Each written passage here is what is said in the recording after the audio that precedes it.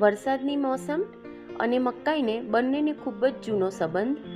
વરસાદની મોસમમાં અચૂક મકાઈની સલાડ કે મકાઈ રોસ્ટ કરીને ખાતા હોઈએ છીએ.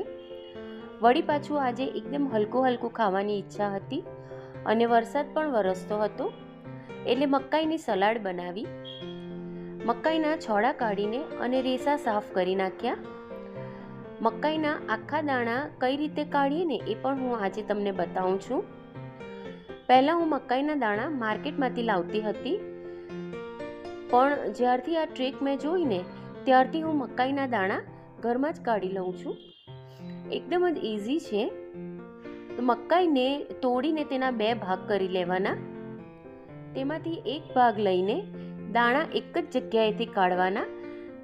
એ રીતે આખી લાઈનના દાણા કાઢી નાખવાના. મકાઈ જો ફ્રેશ હોય ને તો દાણા એકદમ ઇઝીલી નીકળી જાય છે. આપણે એક જ લાઈનના દાણા કાઢી નાખ્યા છે. એક જ બાજુથી 2-3 લાઈન એ રીતે કાઢી નાખી છે. હવે બીજી સાઈડના દાણાને કાઢવા માટે આપણે આડી સાઈડ ફેરવશું, એટલે એક સાથે એક લાઈનના બધા દાણા નીકળી જશે. તમે ધ્યાનથી જોશો ને તો તમને ખબર પડી જશે. સ્ટાર્ટિંગના દાણા કાઢવાની વાર લાગે, પણ પછી તો એકદમ ફટાફટ દાણા નીકળી જાય છે. તો છે ને એકદમ ઇઝી ટ્રીક. આ રીતે દાણા કાઢીને તમે ફ્રોઝન પણ કરી શકો અને જ્યારે જરૂર હોય ને ત્યારે તમે એનો યુઝ કરી શકો. આ રીતે 2 મકાઈમાંથી મેં દાણા કાઢી લીધા છે. તો લગભગ 2 કપ જેટલા દાણાનો સલાડ માટે યુઝ કરીશું. બાકીના દાણા આપણે ફ્રોઝન કરી લેશું. તો સલાડ બનાવવા માટે દાણાને પહેલાં બોઇલ કરવા માટે મૂકીશું. પાણી ગરમ થાય ને એટલે 2 કપ દાણા એડ કરવાના અને એને બોઇલ કરીશું. દાણા બોઇલ થાય છે ત્યાં સુધી કેપ્સિકમ, ગાજર અને કાંદાને ચોપ કરી લઈએ. કેપ્સિકમ અને કાંદાને ફાઇન ચોપ કરીશું. ગાજરને તમે ગ્રેટરથી ગ્રેટ કરીને પણ લઈ શકો, અથવા તો ઝીણા સમારીને થોડા બોઇલ કરી લેવાના. મેં શું કર્યું કે મકાઈના દાણા બોઇલ થઈ ગયા પછી એ જ પાણીમાં, એટલે એમાં જ ગાજર પણ એડ કરી દીધું, એટલે ગરમ પાણીમાં એ સરસ રીતે કૂક થઈ જાય.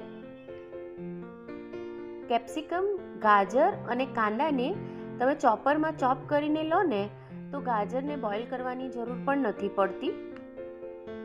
એ સિવાય આ સલાડમાં તમે પર્પલ કેબેજ, સાદું કેબેજ, કાકડી, બ્રોકલી ને પણ એડ કરી શકો.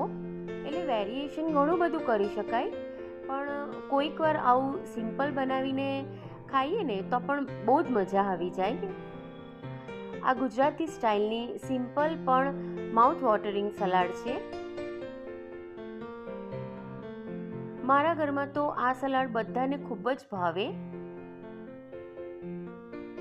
મકાઈમાં ફાઈબર વધારે પ્રમાણમાં હોય છે. ચોમાસામાં શરીરની અંદર વાયુનું પ્રમાણ વધારે હોય અને મકાઈ એ વાયુને શાંત કરવાનું કામ કરે.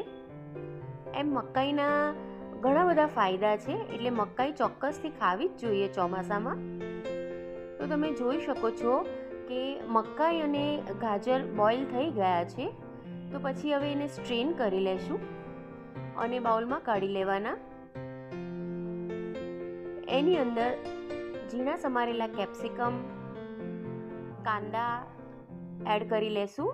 ગાજર તો ઓલરેડી અંદર એડ છે જ.